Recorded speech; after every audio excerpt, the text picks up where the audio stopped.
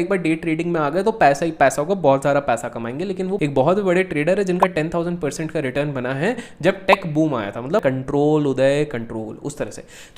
आप में से काफ़ी सारे लोग ना डे ट्रेडर बनना चाहते होंगे, लेकिन एक डे ट्रेडर बनने के लिए ना कुछ चीज़ें, कुछ रूल्स के बारे में आपको जानना चाहिए और वो इस वीडियो में मैं आपको बताऊंगा। आज की इस वीडियो में how to day trade for a living नामक एक बहुत ही बढ़िया पुस्तक है जिसके ऑथर ने कुछ 10 रूल्स बताए हैं। आज मैं उन्हीं को इंडियन कंटेक्स्ट में डिस्कस करूंगा आपके सामने, वो भी एज यूजुअल अपनी सिंपल भाषा में। तो चलिए दही बड़े खाते हुए शुरू करते हैं आज का वीडियो।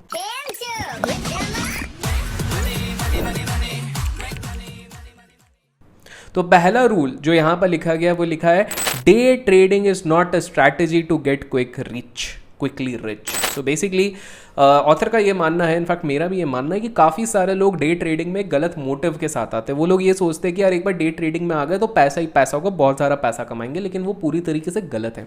आपको समझना पड़ेगा कि day trading just like anything, ये एक बहुत ही सीरियस बिजनेस जो इनका सेकंड रूल है, लेकिन मैं अभी फर्स्ट पे आपको थोड़ा समझाता हूँ। आपको ये चीज़ समझनी है कि आपने अक्सर देखा होगा, यूट्यूब पे देखा होगा, ट्विटर पे देखा होगा, किस प्रकार किसी व्यक्ति ने 1,000 रुपीज़ लगा के 1 लाख रुपीज़ कमा लिया, 1 लाख रुपीज़ लगा के 1 करोड़ रुपीज़ कमा लिया। पहली बात आपको समझना है, मैं ये नहीं कह रहा हूँ कि ऐसा कभी नहीं हो सकता, होता है, लेकिन once in a lifetime events होते हैं, उसको कंसिस्टेंटली रेप्लिकेट करना मुश्किल है। और इसका सिंपल सा उदाहरण है डैन जैंगर, एक बहुत बड़े ट्रेडर है जिनका 10,000% का रिटर्न बना है जब टेक बूम आया था, मतलब अर्ली 2000 की बात कर रहा हूँ।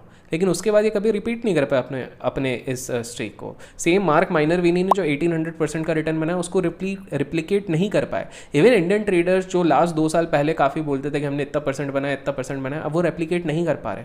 आपको ये चीज़ समझनी है कि गेट रिच क्विकली के स्कीम के बेसिस पे अगर आप आओगे तो यहाँ पर बहुत सारा पैसा डुबाओगे, ना कि कमाओगे। जो सेकंड रूल यहाँ पर बताया, जिसकी थोड़ी हिंट मैंने आपको दी है कि day trading is not easy, आसान नहीं है। It is a serious business and you should treat it as a serious business. देखिए क्या होता है, एक बिजनेस में क्या रहता है, आप खुद सोचिए। एक बिजनेस, फॉर एग्जाम्पल आप लोग बोलते हैं अंबानी बहुत कमाते हैं, अडानी बहुत कमाते हैं, पर आप सोचो कि अंबानी और अडानी अपने बिजनेस और फैमिली के अलावा क्या दूसरी चीज़ों पे भी बहुत ज़्यादा ध्यान दे रहे हैं क्या? I am not talking about hobbies या रिक्रिएशनल एक्टिविटी कि अडानी जी इधर भी कर रहे हैं, फिर अचानक से वो बोलते हैं कि नहीं यार अभी मैं काम करता हूँ, मैं ना ग्लोबल वार्मिंग के ऊपर समिट्स ऑर्गेनाइज करता हूँ, ऐसा तो नहीं करते।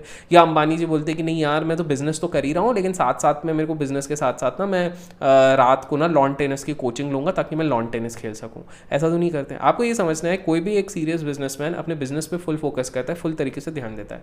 आप लोगों को भी वो चीज़ करनी पड़ेगी, बहुत सारे लोग ये चीज़ नहीं करते हैं। तो आप लोग में से कुछ लोग पूछते हैं कि भैया हम वर्किंग क्लास लोग हैं, तो हम क्या वीकेंड के दिन प्रैक्टिस कर सकते हैं? वीकेंड बिल्कुल कर सकते हैं, लेकिन आप फुल टाइम तब तक नहीं बन सकते जब तक आप इस पे फुल टाइम डेडिकेशन नहीं देंगे। तो आप पार्ट टाइम सीखो ज़रूर। देखो यही डिफरेंस हो जाता है वेस्ट में और हमारे देश में। कभी कभार हम सवाल पूछते हैं कि विदेशियों में तो इतने बड़े बड़े ट्रेडर्स है, भारत में इतने क्यों नहीं है, और हैं तो भी इतने विख्यात क्यों नहीं है? उसका सिंपल सा रीज़न है, वो इसलिए फेमस नहीं है because Indian society by nature वहाँ पर रिस्क टेकिंग कैपेसिटी को काफ़ी इंकरेज किया जाता है। 12-13 साल के बच्चे को बोल देते हैं तू घर से निकल, तू अपना अपना देख, अपना कमा, अपना खा, अपना पी, मेरा काम हो चुका है। लेकिन हमारे इधर 24-25 साल तक पिता माता का साया रहता है, इनफैक्ट उनके मरने तक, even till the age of 70, 80, 90, जब तक भी वो जीते तब तक वो हमको हेल्प आउट करते हैं। बाहर पे ऐसे नहीं रहता, इसके चक्कर में वो लोग रिस्क जल्दी लेते हैं, इसलिए ग्रो करते हैं। जो रिस्क एज इंडियन ट्रेडिंग में हम लोग 23-24 में लेते हैं, वो अगर उधर पैशनेट है तो वो तो 13-14 साल के बच्चे भी लेना लग जाते हैं। तो ऑब्वियसली उनके पास टाइम का बहुत बड़ा गैप हो जाता है। तो सेम वाइज अगर हम इंडिया में आते हैं तो इंडियन कंटेक्स्ट में आपको समझना है कि अगर आप सीरियसली इसको देखना चाहते हो तो बिजनेस के जैसे सोचो। बिजनेस में क्या होता है, पहले कोई भी बिजनेस पहले महीने से ही नहीं चलने लगता, 3 से 4 साल लगते हैं, तो अपने आप को उतना टाइम दो। दूसरी चीज़ है बिजनेस में प्रॉफिट एंड लॉस के बेसिस पे सोचते हैं, नेट प्रॉफिट एंड लॉस, जैसे वहाँ पर मार्जिन देखते हैं। आपने 100 रुपीज़ का माल तो बेचा है, लेकिन आपका प्रॉफिट सिर्फ 40 रुपीज़ हो रहा है, तो आपको वो 40 को काउंट करना है, ना कि 100। लाइक वाइज यहाँ पर आपको ब्रोकरेज, पोस्ट टैक्सेस अपना वैसे कैलकुलेशन करना है। तीसरी चीज़ जो आपको यहाँ पर ध्यान रखनी है कि बिजनेस की जब हम बात करते हैं तो बिजनेस में बहुत अप्स एंड डाउन्स भी आते हैं, यहाँ पर भी आपको आएंगे, तो ये सारी चीज़ों का ध्यान रखना है। रूल नंबर 3 की तरफ बढ़ते हैं, जो कि है डे ट्रेडर्स। जो डे ट्रेडर्स होते हैं, बिकॉज आज का वीडियो स्पेसिफिकली डे ट्रेडर्स के लिए, और अगर आप डे ट्रेडर हो तो मेक श्योर इस वीडियो को लाइक करो, इससे प्रोत्साहन मिलता है। So day trader should not hold the positions overnight.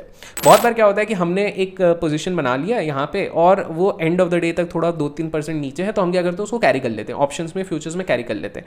आपको ये चीज़ समझनी है कि गलत है, आप अपने रूल्स को ब्रेक कर रहे हो। ऑथर कहते हैं if necessary you must sell it with a loss to make sure that you don't hold on to any bad stock overnight. अब मान लो कोई स्टॉक आपने बाय किया हुआ है, वो 2% नीचे क्लोज होता है, आप सोचते हो कि स्टॉप लॉस जाए भाड़ में, मैं कल के दिन इस पर थोड़ा ऊपर जाएगा निकल जाऊंगा, कल के दिन वो 10% डाउन चलेगा तो ऑलरेडी मोमेंटम दिखा रहा है कि वो नीचे जा रहा है, तो आप लोग तो फंस जाओगे। तो आपको ये चीज़ समझनी है कि अपने इंट्राडे ट्रेड्स को पोजिशनल ट्रेड्स में ना बदलो। नेक्स्ट चीज़, अच्छा बाय द वे, आप में से कितने सारे लोग ट्रेडिंग करते हो, कमेंट्स में ट्रेड लिखना, ताकि मेरे को पता लगे कि ट्रेड के ज़्यादा वीडियोस बनाने या इन्वेस्ट के। वैसे मैं इन्वेस्टमेंट के बहुत सारे वीडियोस बनाने वाला हूँ, इसलिए अपने चैनल को सब्सक्राइब नहीं किया तो मेक श्योर सब्सक्राइब कर लो।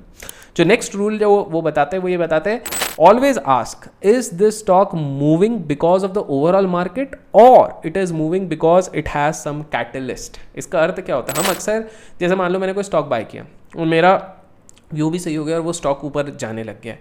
अब देखो दो कंडीशंस में वो स्टॉक ऊपर जा गया, तो ओवरऑल मार्केट इतना बुलिश है, जैसे कभी कभार हमने देखा ना इंडेक्स ही 2-3% किसी दिन भाग रहा है, तो उस दिन अगर भाग रहा है तो उसमें मेरे को अपने आप को जज करना पड़ेगा क्या ये मेरा स्किल था या फिर ये सिर्फ मेरा एक रैंडम तुक्का। तो आपको दोनों के बीच में डिफरेंशिएट करना आना पड़ेगा। बहुत बार लोग रहते हैं वो ले तो लेते हैं पोजीशंस को, लेकिन उसके बाद वो वो सोच नहीं पाते किस लिए गया। इस चक्कर में क्या होता है, उनको लगता है कि वो सही सीख गए ट्रेडिंग, लेकिन वो गलत सीखे। बिकॉज जिस दिन अभी देखो जैसे ही मार्केट वॉलेटाइल हुआ, बेरिश हुआ, लोग अचानक से हक्के बक्के होने लगा, अरे स्टॉक 50% गिरा, 40%। ऐसा क्यों? बिकॉज उन्होंने सिर्फ बुल फेज देखा था। बुल फेज में तो भैया any Tom Dick and Harry could earn money by picking any damn stock. अगर आप 2020-21 की बात करो, कुछ भी उठाओ आपका पैसा बनना है, एटलीस्ट 20 से 25% तो बन रहा था। अगर आप साल भर तक कोई कचरा भी उठा के लो, अरे भाई लोगों ने सुजुलॉन आरकॉम तक में पैसा बना लिए हैं, तो आप खुद सोचो।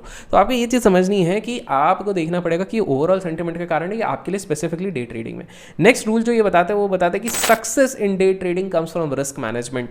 लो रिस्क एंट्रीज पाओ जिससे हाई पोटेंशियल रिवॉर्ड्स मिले। अक्सर बहुत सारे लोग क्या करते हैं, ऐसे ट्रेड्स ले लेते हैं जिसमें क्या ना स्टॉप लॉस बहुत दूर होता है और रिवॉर्ड बहुत पास का होता है, और फिर वो खुश हो जाते हैं, आज तो मैंने 1 रुपये बनाया, कल तो मैंने 2 रुपये बनाया, परसों तो मैंने 3 पॉइंट बनाया। लेकिन एक दिन अचानक से क्या होता है, आपका स्टॉप लॉस हिट होता है, तो आप 1-2 रुपये का स्टॉप लॉस प्रॉफिट तो मान लेते हो, लेकिन 10 रुपये का स्टॉप लॉस रखते हो, जो बिल्कुल गलत है मेरे पास।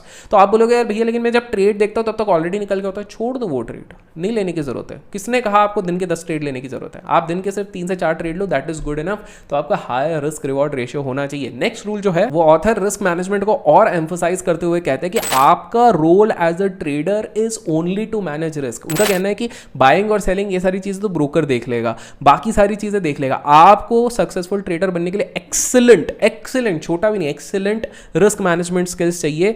अगर आपको 100 स्ट्रैटेजीज भी आती होंगे तो भी आप पैसा नहीं बना पाओगे। इसलिए ऑल्दो अपने चैनल में भी 12, 13, 15 स्ट्रैटेजीज होंगी, बट सिर्फ स्ट्रैटेजी के पीछे भागने से आपके पैसे नहीं बनेंगे मेरे दोस्त। आपको क्या रिस्क मैनेजमेंट पे ध्यान देना। और बाय द वे अगर आप चाहते हो रिस्क मैनेजमेंट में जल्दी वीडियो बना दूं तो कमेंट्स में जरूर लिख देना, मैं उस पर भी एक वीडियो बहुत जल्द से जल्द बना दूंगा। और बाय द वे जो मेरा अगस्त का मैं सेशन प्लान कर रहा हूँ, अभी डेट वेट कुछ फाइनल नहीं हुई है, जो लोग इंटरेस्टेड होंगे वो कर सकते हैं, तो उसमें भी मैं रिस्क मैनेजमेंट के कुछ पार्ट रखने वाला हूँ।